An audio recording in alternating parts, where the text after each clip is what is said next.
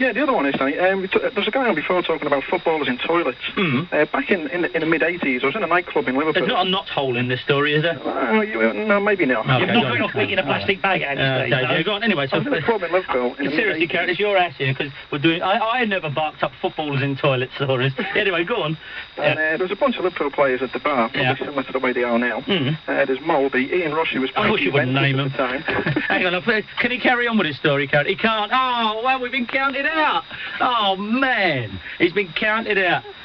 We fought the law, and the law won. Yeah. Wait, stay there, because anyway, we check this out, because everyone's driving along going, oh, we don't care. You see, we're not talking, not the players he just mentioned, that's a fact. But you know the rule of thumb on this show is that all players take heroin, right? And so we started, when we first came in, and said, let's get over it. The papers scream, oh, scandal with football. Any of us know a couple of players. Everyone knows a couple of players. They, Jack, it's a fact. It's a fact. Yeah, exactly. They're all on heroin. All footballers are on heroin. We all know that. They're all nuts. They're not great, intelligent blokes. They're the kids in our class who went on to be footballers. Great life, nice fellas. But most of them, metaphorically, are on heroin. So nothing you can say about footballers shocks us. However, this story mentions names here of players who may not be on heroin, but may have something else going on. Play an advert. We'll check it out. We'll come back with that story. The phone number is 0500 1053 89. That sounds like the phone number for the advert. I'll call It's our phone number. Ladies and gentlemen, but particularly gentlemen here, I think, we've all sat round in a huddle here. We pulled a blanket over our heads like the Indians do. We've talked about this, and we're going to do the story. Yeah, come on, we're going to do the story. It's, ladies and gentlemen, when we last left it, there were Liverpool players in a bar, and it involves some kind of toilet. Who's the caller again? Who is it? Who is it? It's Nick. Hello, Nick. Nick, don't you... Oh, no, it's not Paddy. Hello, Nick. Don't change your tail now. Don't change your tail now. Stay to the one that... Because if it's just the one you told him on the phone, it's perfect. I think it's a great story. Go on, Nick. Where were you again? I was in a club in Liverpool. Yeah. And I was a bunch of Liverpool players. Oh, it's gone quiet in there again. Look. You general listening to other stations. Go on, Nick. Yeah, go on. There was a bunch of Liverpool players at the bar. It was Ian Rush, who was playing for Juventus at the time, but he was always over. Like going to a pub and whatever. Yeah. It was him, Jan Molby, Paul Walsh, John Wark. Entitled to have a few. I believe, we're talking about a man who took baked beans with him, so I'm not going to be surprised. Men first, footballers second. Yeah, go on.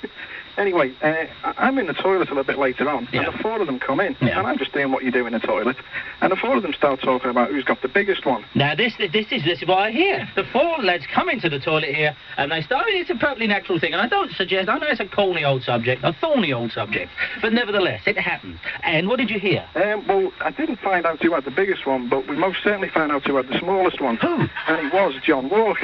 John Wark? Oh. Really? I've heard that actually. Somebody, apparently it's like an elevator button. You don't want to. Seriously, I know a bloke will walk on the end of his nose bigger than him. Anyway, but really, John Wark, nothing there. I was standing next to him, so I kind of like, you know the little glance to the left that you give. Yeah, of course. Yeah, you give a bit of that, and it was probably true. But how about the other end of the scale? What do you, if you're this old kind of woman's rule of thumb thing about big nose, big member goes. I mean, Ian Rush, surely it's got to be like a tin of vim, isn't it? Yeah. It's like a clown's pocket. It's a blind cobbler's thumb, isn't it? It could make handrail for the Isle of Wight, I hear. He must have thought God said, who wants socks, and said, I'll have two. Thank you very much, everyone. That's the end of that story, and we're not doing any more calls on it. Although every time we do that, have you ever seen a footballer naked? The lines go nuts. They go mad. The lines go... So there it is. If John Wark is out there and can hear us, that's the rumour going around. By all means, John, it's election time. Ring us up and give us the other point. Okay, it's 12 after 12. We're going to Steve now. Steve, welcome aboard. What do you want to tell us? Hello there. It's about footballers who've been in footballers' houses. Oh, good. You've been in a footballer's house, have you? My friend's just bought one from a footballer. Yes. Go on. Plump up the colours then. Here we go. Well, it is. A pal of mine's just moved into Leamington. Yeah. And went round to looking at houses, knocked on the door, and who opens the door but one Gordon Strachan. Gordon Strachan? Must be posh. Having a look round the house with his wife. Yeah. Going to the utility room. Big picture on the wall of Gordon Strachan with Rod Stewart. Oh, yeah. So the wife says, oh, look, there's a picture of Rod Stewart. So my friend said, yes, and the chap stood next to us, he's a famous footballer. So she looks at him and says, are you? Of course, yeah, but that's fair enough, Absolutely. I'm sure Gordon Strachan... Anyhow, obviously, looking at this house, rose-coloured spectacles, because it's Gordon's house. Yeah, but any details you can give us apart from utility rooms here? Sorry? Any deep colour carpets, any clashing, any particularly poor taste anywhere? Yes, in the downstairs bathroom, an absolutely awful soap dispenser stuck onto the wall. That stands against him. He's really guilty as charged. But they bought the house and have they got rid of the soap dispenser? Oh, no, that stays. It's still there, is it? Gordon. Hang on, here we go. When they also moved into the house, hanging up in the garage was a rather naff beige-looking anorak, which obviously was Gordon. Oh, nasty anorak, yeah. What's my friend doing now? Whenever he goes out, what does he wear? He wears it. Your friend may qualify as the meanest man in the world as well. He puts on Gordon's... I wouldn't have said that came under fixtures and fittings, carpets and curtains, would it? No, it would not. Anorak in garage. But it's a nice house otherwise, is it? Very nice house. Yeah, well... So we're adding to that. Peter Beardsley's house has a red carpet and a Christmas card from Kevin Keegan in it. If you weren't listening last week, there was a fellow working on the house. I think he was cleaning windows or putting an area up. He's putting on a satellite dish. He put up a satellite dish, and Kevin himself said, would you like to come in and see my Christmas card? Oh, yeah, but Peter said, would you like to come in and see my Christmas card from Kevin Keegan? 2:20. Rob, where are you?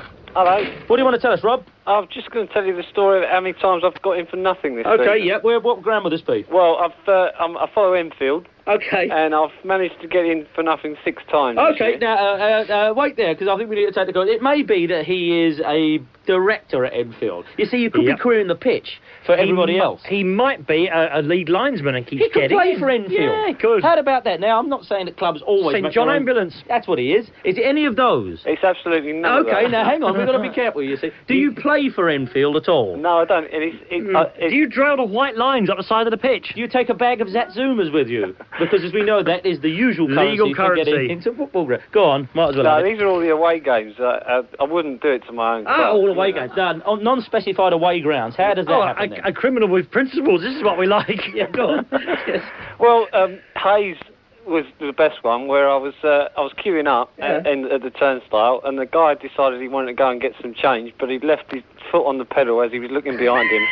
So I just went in, and that was that one. I always wanted to use that pedal on the turnstile. And I could never figure out how they did it. I thought, how comes it lets one person through and not me? There's a pedal, is there? It is, yeah. He left his foot on the pedal, he turned around to change, and through you went? Yeah, absolutely. Yeah, absolutely. That's the way forward. Yeah, there's a similar thing you can do to the underground here in London if you... Where else have you skipped in? Well, Kingstonian is a good one. Just don't tell us. Just give us the grounds now. Go on, Kingstonian. Kingstonian, Hampton, Newport, Isle of Wight. Ah, Newport, that's a double. And Bishop Stortford. All right, just at random. How did you get to Kingstonian? Kingstonian is the good one, because I go straight from work and I've got a suit on, so you just go to the official's entrance, say, walk straight in. Evening. Oh, yes. I figured that would always do. I think if you wear... All football supporters, if you just once try this to your local team, wear top hat and tails and a monocle, right, and carry a cane, go up to the official entrance and just go, evening, and walk straight through. You'll find nobody will stop you. They'll probably think you're a mascot. Fantastic call. Wiser men than me are telling me you've got something else to say as well. Yeah, I was thinking about Kevin Keegan and entertainment value. 3 balls. A white one worth 1 goal, blue one worth 2 goals, red one worth 3 goals. Yes, they're genius, them energy. Hey, it's the best, Doug. Of course, that's what to do. In extra time, this line. Keegan in charge. So no Keegan in charge. He can actually double. So he could be spending 180 million a year. What's going on up there, then? Look, it's an eye operation. Look, they took his eye out. Oh, my God, they're drilling it with something. Someone's eye on television. And now they're sewing it in. That is someone... This is the operation where they take out one of your teeth. They take out one of your teeth and they implant it in your eyeball, Danny, because it grows... That's right. So you can chew your food while still having a conversation. Remember, just the shares can go up and down. You can watch the television while listening to the radio. Anyway, of course you can. But I wish I was. But that's we urge you to a traitor. Look, and there's the actual eyeball. Fantastic. Anyway, that's a great suggestion. Let's have in extra time. I want to do one many-coloured ball. We've got 22 minutes to show left, but let me briefly tell you my Alan Hudson story. See, Alan Hudson is apparently in the front rank when it came out. He thought that when he was standing, when everyone was being given body parts, he thought the good Lord said, "Who wants socks?" and said, "I'll have 2. You see, that's how it happened there. So Alan Hudson, that's obviously what happened. And I know a friend of mine who was in a pub, a couple of us, and Alan Hudson went off to the cars. He said, "Come on, I'll prove it." Now, I know this is off colour, but bear with me, nothing's going to happen. So we go to the... we're in the car, and he's saying, "Alan, seriously, turn round, because I've got a bet with my mate here. We've got with a tenner bet that this is like some kind of monster." He says, "Oh, go away. Now, get out of it. You're offending me. Get out of it. I'm here with my wife. Get out of it. He said, seriously, Alan, I really think, please leave us alone. He said, Alan, just do me a favour. He said, no. And Alan Hudson is now washing his hands. He said, Alan, for the love of God, he won't believe me. It's a tenner. It means a lot to me. And Alan Hudson said, no. And then my mate said, Alan, just take out enough so I can win. And I mean, that's all I'm telling you. I mean, that's the greatest punchline I ever heard. Just take out enough to win. Okay, it's coming up. It's coming up to 20 to 1. Oh, God.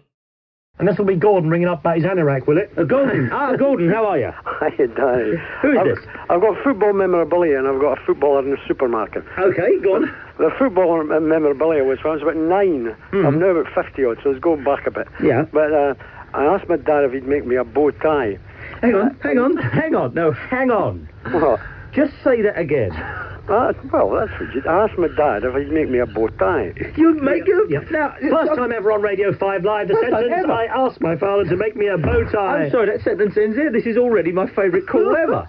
Kids asked you, asked your dad to make you a train, yeah? A ship, a boat. Yeah. At some kind of railway station. You asked your father... Well, it made a difference for a scarf, right? I wanted someone with bow tie. With my team's name on it. Which team would that be, sir? I'd love to wear a bow tie with my team's name on it. What team is that? Dundee United. Okay, cool. It's great. Go on. But they're just called United. So he made it, and it was wee black triangles, the pointy bits. Yeah, of course. And it was white across the middle, and it had United written right across the middle. But it was made out of plywood. No! This is too good. We'll have to play an advert. We're going to have to play an advert. You're wearing... We're going commercial. It'll be an advert for the next 20 minutes. I'm sorry, Gordon. I'm sorry. We're not... as you know, we usually plough on with as we are here, but... You're wearing a plywood bow tie with Dundee United? We're just United written across it. And it was 2 feet wide by a foot. And it was tied around my neck with a big leather strap. I charged away the game, absolutely delighted and delirious. But by half time I was, Quasimodo did it. What did you say when he handed you this thing? He said, here, son, with the leather strap. Here you go, son, here's your bow tie. Clank, clank, clank, and here's the big leather strap to tie to your neck. Oh, my God. It weighed about 1.5 stones. I bet. So, you must have ended up sort of with a curvature of the spine, didn't you? Yeah, but he saw the error of his weight, so next week... He produced a big pole, and I went away in the match like a Roman centurion, What was the pole for, sorry? The pole, the bow tie was strapped to the pole, like a Roman standard. So I marched it, but of course... Like a Roman standard, you're making it worse, don't keep doing this. Oh, Gordon, this is my favourite ever, and I've been doing this a while.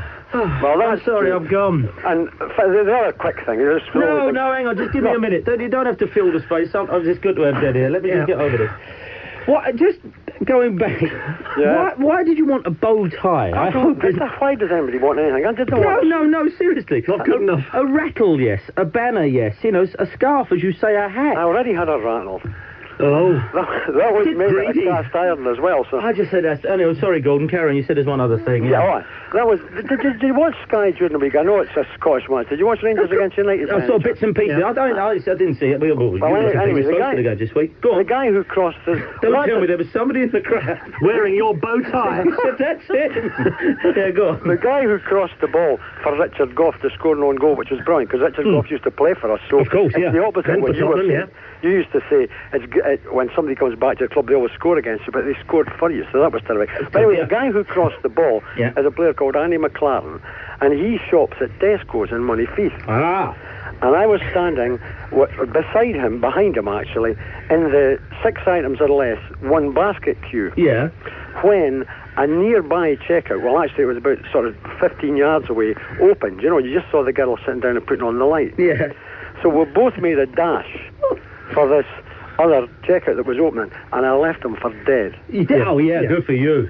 I left him for dead. Did you turn around and kind of give him a... I told him, yeah. Yeah, good for you. Gordon, as I say, I'm glad that story, you put the good on, because I just wouldn't have been able to take any other calls out of that. That, I'm afraid, Gordon, we have to keep your number and have you tell that. I'm going to have to ring you up when I'm at parties, and I can't quite remember all the details. Where's Gordon? Wherever tards. Of course. A 2 foot wide plywood bow tie. Held on with a big leather strap for the first week, and the second week carried into the ground like a Roman centurion. There's one thing to do with this. stick it on a pole. Well, don't feel intimidated by Gordon's call. No. It may be the best, but please, 0345 You've only got to do better than that, and you're on the radio. Anthony, where are you, Anthony? I'm in Newbury. In Newbury, what do you want to say, Anthony? About things that I've actually got into a football ground with. Okay, yes, that's the other things, but I'm still asking about things that are confiscated as well as things that you've got into. We've had confetti, toiletries, Weetabix. Oh, Weetabix, a breast pump, of course, etc., etc. Some Harry Krishna books and a flick knife were actually got into a football ground, not by vicious people who suddenly remembered they had them on them. Now, Anthony, what do you want to say? Well, when I used to go and watch Bury every other Saturday. Yep. And I was working part-time at a restaurant in Manchester, so I used to catch the bus from Bury to Manchester after the match, and they let me in with an entire set of catering knives every other Saturday. Why? Why? How? No, they were just rolled up in a canvas roll. That'll be it then. You see, you've got your canvas roll, and the policeman says, put your hands above your head, pats you down. 20 or 30 Here you go, sir. Excuse me, sir, would you mind moving that Uzi out the way? I'm trying to fill your pocket. 20 or 30 Japanese steel catering knives, this is it? Wow, that's the one. Surely no one's going to beat that. Did you... You get one of those special big choppy things, a big square of steel that they chop up onions with. Was there no option either that opens here? Couldn't you have left them anywhere else? Well, I mean, they're a bit expensive. You don't want to leave them with somebody. Yeah, but couldn't you say, officer, I'm just about to walk into a British Football League ground with 30 steak knives. Is that okay by you, or do you want to look after them to the end of the game? Well, they never even bothered. No. They never looked in the... I mean, it was obvious it was knives in there, because it's a roll specially for knives, but... just wander in every Saturday. The coppers must have looked at it. Oh no, we're not falling for that one. He wants us to search him, and then when he found there was a few sausages in there. Double bluff. Oh yes, yeah. And by the way, I'd like to try and get into a ground with a beef sandwich. They don't go near Bristol Rovers with a beef sandwich. Those people is nuts. What we're going to do now is do Andy Darling's thing before we run totally out of time. We've got 20 minutes left on the show. Fax us on, what is that number again? The fax number is 01717 765 5909. We've all heard this morning also from a man who went to Nottingham Forest ground as a supporter of Plymouth Argyle. And when he got Nottingham Forest ground, he found an open turnstile with nobody in it, so he went behind the turnstile and earned himself a few quid. I don't know if you can beat that, but certainly call us 03459099693. This week, Andy Darling is looking at aged footballers.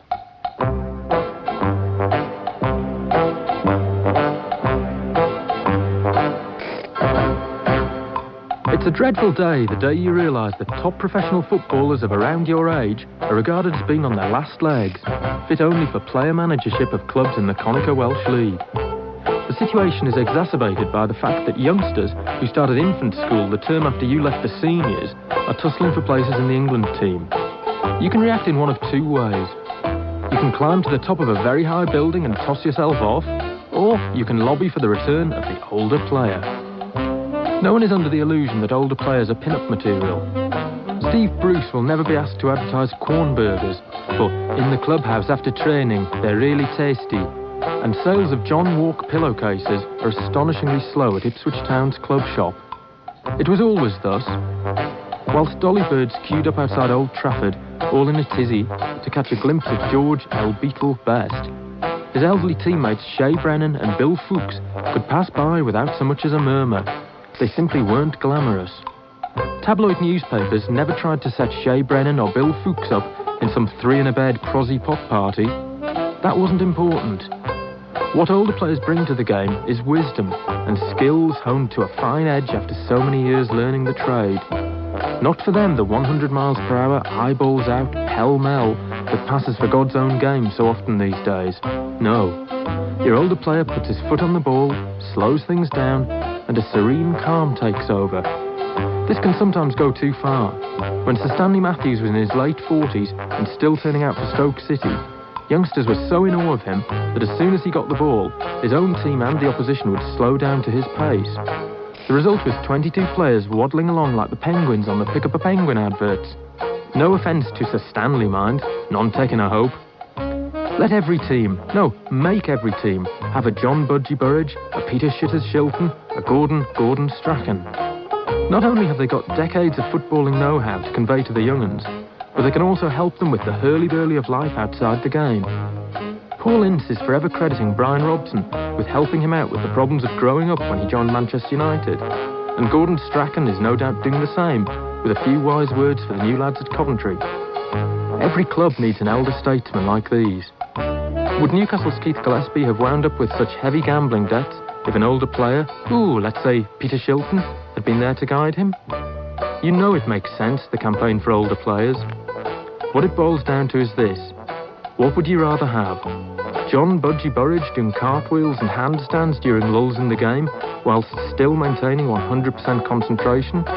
Or a bunch of YTS fellows who turn up at the ground on BMX bikes and play POG at half-time? It don't get any worse. Andy Darling and the ancient player. David Platt went shopping in Crewe, and it's a day you'll never forget. He knows Crewe very well. You used to play there, didn't you? He did, yeah. Yeah. And he went into the jewellers with his wife, and also did armed robbers. Oh. They were actually on the floor behind the counter. David Platt was mixed up in armed robber shop. Start from the beginning, no details spared. Come on. Tell us again how you know this. Off you go. It was in the local newspaper. You're not David Platt, are you? No, I'm I not. thought for a moment there, because I've never heard him speak more I think about it. It could have been. OK, off you go. What do you know about it? Give us all the details again. I'm writing it down. Right. This was all in our local newspaper. Yeah. Him and his wife went into the jewellers. Yeah. And while they were looking at the jewellery, 2 armed robbers came in as well. Wow. He's got a... Well, so this is, the best thing about this is now he's been in a jeweller's. Yeah, he's been in a jeweller's, a garden centre, a haberdasher's, several supermarkets. This was when he was at Crewe, was it? No, this is about 18 months ago, I think. Really? Shops all over the place, David Platt. 18 months ago, surely we'd have heard about this. You sure it was David Platt? Sure, yes, certain. Wow, we're going to have to start a whole new show, David Platt Shopping Adventures, and get him on here. You know what will be the ultimate call now to the show? I have been in David Platt's house. It must be like Aladdin's cave in there. It must be like Dylan Rodney's place, mustn't it? It candelabras and well, and I bet he, on the long winter nights, I bet he puts on the velvet smoking jacket, puts on a silk cravat, and he walks back in lighting the pipe, and I say, of course, I'll ever tell a story when I was in a jeweller's in Crewe, and everyone has to hear that one as well. No, Dad, not the jewellers in Crewe again. Last week I was listening to your programme while I was going up the Stamford Bridge, and it was very interesting about Alan Hudson. Alan Hudson, we're asking, have you ever seen footballers naked, and who is the best hung footballer in Britain? We've had Sinclair at Millwall there, which I can't remember because there's nothing of him, which is... Gordon Marshall, the reserve goalkeeper at Celtic. Nobby Hudson, as he was known, apparently, say, baby's hum holding a lamb's heart. It was a blind cobbler's thumb. It was a clown's pocket. It was, I mean, just forget it. It was the widow's memory.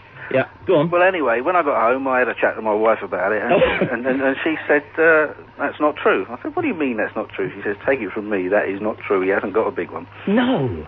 And so you looked at the lady in a new light, I'm saying? Surely, I mean, I would have had to take the husbandry torch there and shone it into her memory. Did you not go further? Well, have you told your wife what you did before you were married? Yeah, but even so, I've never hinted that I went out with men with huge members. The few times I've mentioned I went out with men with huge members, she's shown little interest, if not none at all. Really? That's what she said. So, well, this is a new category. We used to have you ever slept with a footballer's wife? Has your wife ever slept with a footballer? That's brand new. We're turning it out. So she said, officially, the Alan Hudson story is, mind you, this may say more about you than Alan Hudson. Yeah? Maybe, having married you, she now feels, well, that was nothing at all. Maybe that's why he's telling us on the air. That's it. I'm sticking with the Alan Hudson story, but now all men will bend at the knee when the name Colin gets mentioned. Respect is due, Colin. Exactly, yeah. All I can say there is I've got 12 inches myself, but I don't need to... No, we don't need to get as graphic as that. We're having fun with this. If you're spinning the plates, not throwing them at the audience. Exactly. 17 after 12. Where are you, Jim? If you know anything about footballers like that, though, we are still in the market for that. Howard, where are you, Howard? Folkestone in Kent. I know Folkestone very well. The Lees Bar, many a That's right. What do you say there, Howard? Yeah, it's about playing football in unusual places. Okay. When I was serving in the army in Hong Kong in the mid-80s, I used to go to a local church called St. George's Chapel. Yeah. We had a church football team, and Peter, the vicar, was also chaplain of the local prison at Stanley. I don't want to steal any thunder. You didn't play in church, did you? No, we played against... That's what I'm looking for now. Go on, yeah. We played against the death row prisoners. Did you? Oh, death row! Death row! Not Puffy, was it there, was he? Puffy Coaten himself? Death row prisoners? Yeah, we... Night. So, look, I mean, what can you do? You can't book death row prisoners, can you? They may not be there to serve their suspension. What do they care? Death row prisoners, sir? No, in fact, and we won. Did you beat them? And we beat them. You know soul? Yeah. Christians any last request? I'd like a penalty now. Yeah, exactly. So tell me, I'm sorry, how was this game arranged again? Right, well... All details, please. Peter, the vicar of St. Peter, yeah. He was also chaplain to the prison. Yeah. And he get lots of prisoners in his congregation because it was something different to do on a Saturday. Yeah. And he organised matches against the church team. In fact, the church team was only formed to play against the prison. Yeah. And who told you this was Death Row 11? Well, I've been on the death row and actually seen. You recognise some of the squad? Well, what happened? We played against one or two of the workshops, and we played on a pitch adjacent to the prison, inside the wire. I can't imagine what it's like playing against the look. And it got fastest turnover squad except for Birmingham City. And then we got a message that that Workshop 24 wanted to play us. Yeah. And Workshop 24 were all prisoners who'd been were under life. Well, they had been convicted of capital crimes. Yeah. And what normally happens is the governor eventually commutes their capital punishment to a life sentence. Wow. The goalkeeper, did he wear a black cap? No, he didn't. No. So you beat them. What was the score? I think it was about 6-2 to us. Wow. We had to play on a concrete exercise yard because he wouldn't let them out on to play on a normal pitch. There's nothing to lose. You can't. Even Graham Kelly wouldn't allow that to happen, would he? Lose. I mean, how can you go into a tackle with a bloke who knows... in the changing room, were they bloody well hung? Well, all right, we've got to move on. Okay, Frankie, what do you want to tell us? Just unusual places that you played football. Where would that be? In a police cell. Now we're talking. This is very good. You're not still inside, are you, Frankie? Sounds a little like it, Frankie. No, I got out last week. Give us the circs. Give you what? The circumstances. All right. Well, I was arrested one Friday night. I was framed, of course. And somebody held you on the street and poured a bottle of whiskey down your throat. Oh, no, go on. No, it was nothing like that. And anyway, about halfway through the night, I used to take illegal substances at the time. Okay, go on. And I produced some of these that had secreted about my person. This was just like a huge holding cell, you know.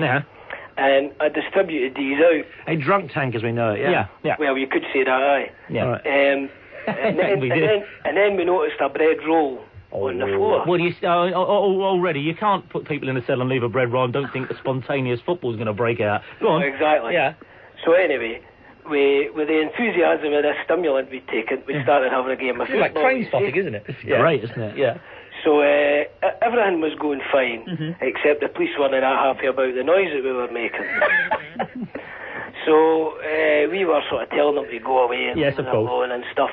And then one guy suggested that... How many aside was this, by the way, Frankie? Oh, it was every man for himself. But how many were in the tank? There'd be about 9 or 10, I would say. Oh, not bad. Good turnout, yeah. Not bad, yeah.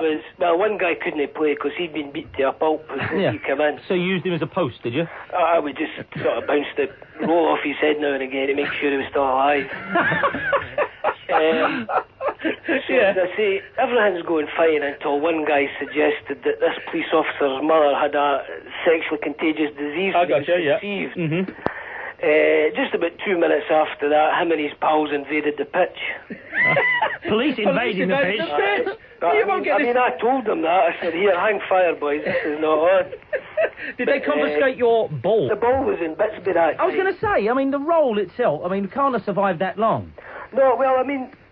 The game was going fine until it kind of disintegrated into about 14 or 15 different bits. Oh, yeah, exactly. Yeah. So you're up one end with some crumbs saying that's 1-0, fellas, and they're still defending down the other end, yeah? That's right. Yeah, the crumb never crossed the line, someone else is saying, a wee bit, there was a lot of disputes and stuff going on, but there was no violence. It was the police that caused the violence. And as usual, on they came. I'm surprised they didn't come in with horses. And the game was broken up and that was it. But Frankie, that is a fantastic...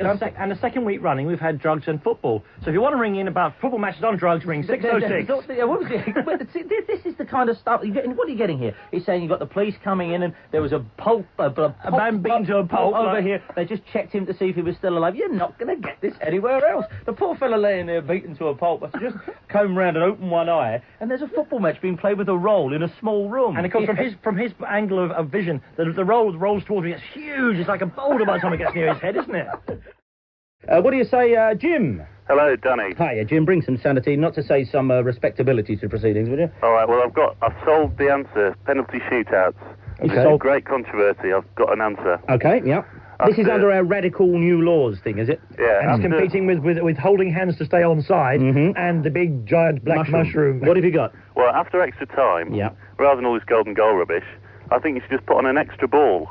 Oh, now you're talking. Like in pinball. Now you're talking. Extree, yeah, that's what those electronic signs were invented for. Extree Ball, Extree.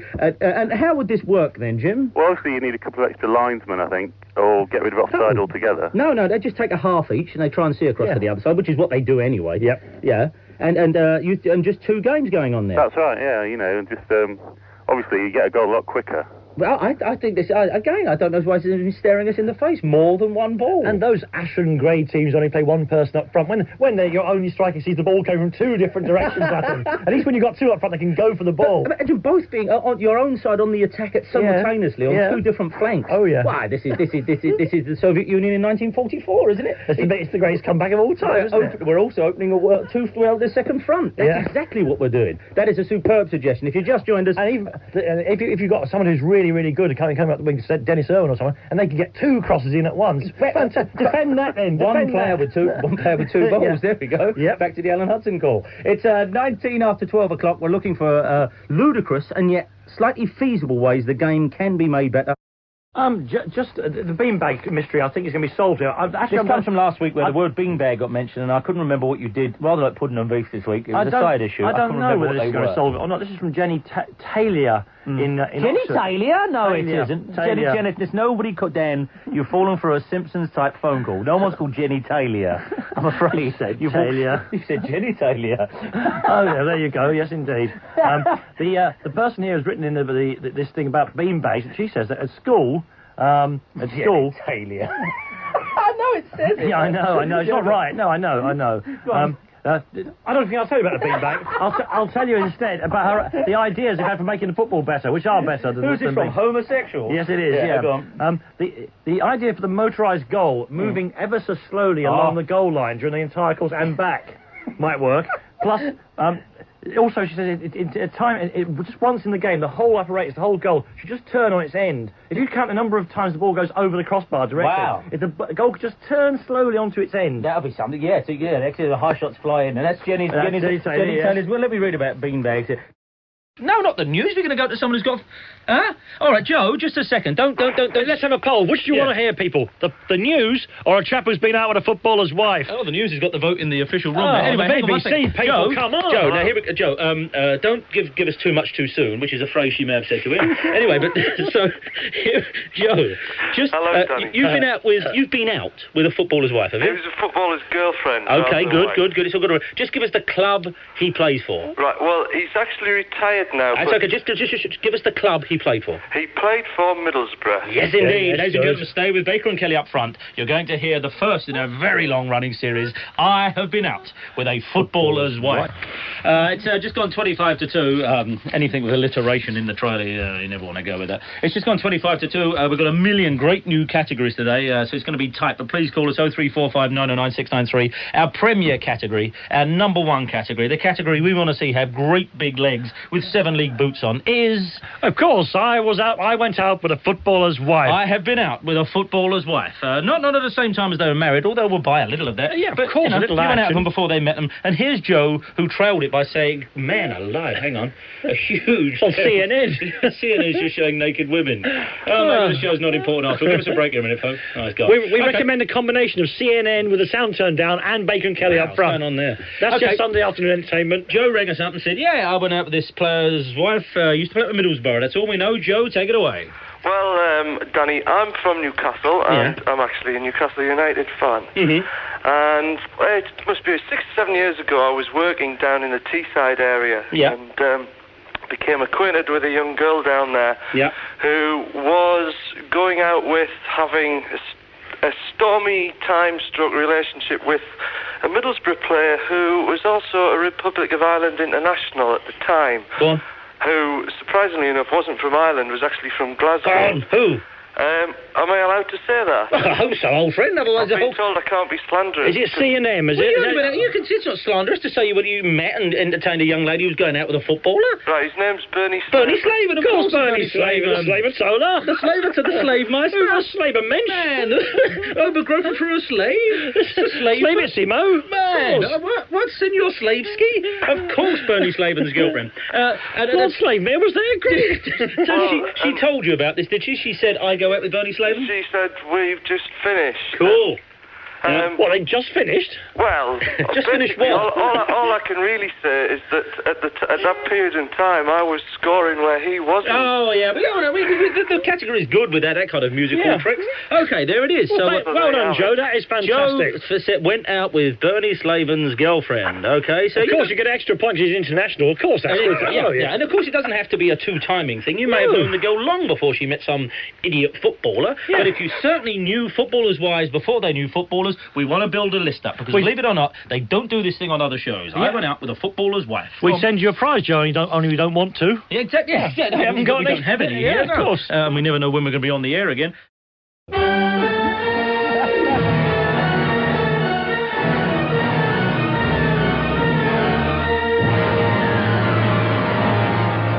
In days of yore, club shops tended to be dank Nissen huts staffed by old people who reeked of ginger biscuits. When business was slack, as it often was, they would fall asleep and slump over the paraffin heater. If they were lucky, they'd be woken by the sound of their urine-soaked trousers sizzling. The stock was very limited. Some home-knitted bobble hats, home-knitted scarves, a black and white photograph of the manager posing with his hatchet-faced wife, and a few rattles. Some clubs did try branching out. Derby County did a roaring trade in hard-boiled eggs, featuring hand-painted likenesses of star players. The Terry Hennessy model wasn't at all popular. In order to simulate the bald-pated Welshman's stray ginger wisps, they used pieces of a ginger merkin, which put a lot of people off. Incidentally, now that Elton John has a full head of hair again, Watford players can no longer do the old bath time trick of sticking a lone pubic hair on a bar of soap and saying, "Look, it's our chairman." These days, Premier League football clubs have superstores where you can buy anything from curtains to bed linen, though people don't really have sheets these days, do they? Manchester United have their own brand of beer, though perhaps they should sell spirits. After all, Alex Ferguson never says no to a double. Replica kits are the main seller in club shops, and they tend to be purchased for children, though many of the aforementioned incontinent pensioners snapped up the 1994 Coventry City official shorts, which were, you may recall, yellow at the front and brown at the back. The top-grossing spin-off at the moment, though, are official Manchester City mugs. There's nothing special about them, but they're the only cups City fans are going to see in their lifetime. Look out, though, for Manchester United crisps. Walker's Salt and Lineker have proved so popular that the club is entering the snack marketplace. Rather than have limited edition Tazos in the occasional pack, they're doing something a bit special. The limited edition tomato sauce flavour crisps will contain real flakes of Alex Ferguson's tomato-coloured skin. There's tasty. He did, of course, at one time have grains of truth in his... Yeah, now it's all just become a kind of mad, made-up world. Now, and God bless it, it's Andy Darling's usual 3-minute look at whatever he decides to apply himself to. Simon, where are you, Simon? Guernsey, Dan. What do you want to say, Simon? Referees, Danny. You know, you were talking about the one using his harmonica. Yes, well, in fact, I think we can hear a little from him. I think that is probably he's holding up somebody's injured. That'll be, yeah. Go on. Well, when I was at school, this was a schools game some years ago now, and a really sort of cold, wet and windy February afternoon. Yeah. The French master, who was obviously not up to refereeing a bunch of kids on a schools game, decided to park his car on the halfway line and use the headlights to make all these decisions. What? Oh, the English language. Let's have the last sentence again, please. He used his headlights to make all these decisions. Now, how could that be? What kinds of... what? So when just any time... It was chucking it down with rain. It was really dark. And when we got out on the pitch, he said, look, I'm not going to come and run on the pitch with you. I'm going to move my car up to the halfway line. And whenever you see me flash the lights, stop? Yes, of course, the trouble was that whenever his lights flashed, the game had to stop, and one of us had to run over to the car. So what's the matter? To wind down his window, asking what was going on. And he'd say, oh, well, it was offside or something, and... you didn't find him sucking the end of a pen doing a crossword, did you? There's the kids getting soaked, the lights would flash, kid comes across and he says, what was the name of the fellow who wrote the cross... Oh, sorry, it's Tony Hatch. Go on, Karen, I couldn't think for a minute there. He did miss an important goal by tuning in his car radio. We all gave goal, and we sort of moved back towards the centre spot, but there was no flashing of lights at all. Did you not see that? And he said, what? This makes Matt Letizia look like an industrious human being. He's a busy bee by comparison, isn't he? I'm sorry, but I have to nail it down here. I didn't miss anything. Here is a master put in charge of a game who couldn't be bothered to get out in the rain, so told the kids, just look out for me headlights. Yeah, exactly. And of course, all the lads sort of took to this in the end, because every time the ball went out for a throw-in, all the arms went up, and so there was a mad flashing of lights on the halfway line. And did he use his indicators to show which way the throw should go? Yeah, exactly, yes. Wow! And sometimes I suppose he'd flash, he'd run over there and say, sorry, lads, I was trying to put the wipers on. My elbow slipped, sorry about that. Wow, that is... what was his name? Do you remember at all? Yes, actually, he was a retired army guy. He was a Colonel Curtis. Colonel Curtis. So what's called? Good. Colonel Kurtz, College in Guernsey. It's Colonel Kurtz. Gone mad. Absolutely. We must slaughter them, pig after pig, cow after cow. It's scandalous. You got nothing, of course, from our usual impartial coverage. Apparently it has to be like, but it's another absolute scandal. And I don't say this insofar as a couple of back pages of headlines we're going to get and all was it or wasn't it. And Chelsea supporters listening to us now, of course, the fact it wasn't a penalty doesn't affect you and it makes you feel bad. This is not about Chelsea. Next time it could be about Chelsea. It could happen to you. But football has a maggot at its golden core. At the golden core of this fantastic game, there is a maggot, and that maggot is referees. And it's not just a normal broadside. It simply can't carry on like this. We've just been with a game for 2 hours, right? We've been that game for 2 hours. The referee was bad all the way through it, and even in the usual couch terms of radio commentators, you could tell it was a bad referee. But what is the point of people running themselves to a standstill? What is the point of supporters investing time, money and emotion in 2 hours? What is the point of anyone investing millions and millions and millions of pounds in football when the whole thing rests on some erstwhile van driver from Folkestone who probably had a row with his wife tonight? It was a scandal. It's simply after 2 hours... The referee, it simply isn't a penalty. It's not. We can see it's not. The world now knows it's not. Even Chelsea supporters, not that they care, say, no, it wasn't. And yet, no, that's how the game is. It can't go on. It simply can't go on. That if this was a boxing match and a referee suddenly turned around and gave the fight to the bloke who was knocked out on the floor and say, no, you can't do that. But in football, we allow it to go on. And we know these people are unbalanced. I mean, seriously, that was a scandal. We're all enjoying the game. Leicester literally run themselves in the ground. So did Chelsea. I think that was a penalty. And so it's over. Because one person got it wrong, hundreds of thousands, and all the money invested in it, whatever it meant, the Leicester season is over again. It can't go on. That was a disgrace, and it's not just about back pages and having a laugh here and saying, you can't let this game, if it is a modern, huge business like people like to make out, you can't let it go on and let nitwits say, oh no, it's all my decision. It can't rest on one individual having a bad night. It's simply insane. And Leicester supporters, if you just watch that on television and want to ring up in the heat of the moment, say what you like. But the referee, not just a scandal, was an outrage. You know, if you didn't know better and there's no suggestion of it, you'd say the fellow was corrupt. In any other sport, he must have been, because he went... Why would he do that?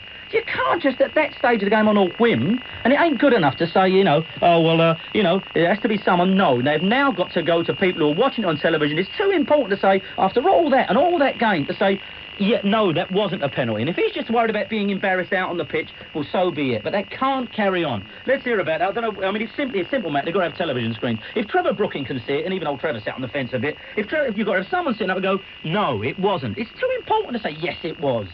20 past 10. 0500 909 693. 0500 909 693. There's a million things to talk about, but seriously, anyone who's sat through that game and... it could have happened the other way, and I'd have been just as angry for Chelsea if it had happened, and they would have been certainly as angry. Now, you can be in your cars and they're saying, oh, shut up, it doesn't matter. But seriously, it does. Football can't rest on the whim, as I say, of these, erstwhile butcher's assistants who just you've got no comeback at them. You won't see any interview with him. They're protected by some old Victorian jargon, like bringing the game into disrepute. And most of them need a good slap round the face. Brian, where are you? Hi, I'm up in Inverness. What do you want to say, Brian? Well, I just wondered if you ever get tired of the sound of your voice. No, never, Brian. No, it's an hour-long show, Brian. It's on the radio. There's other stations. If you don't like it, go right. Shut up a minute. No, please stop doing this, mate. No.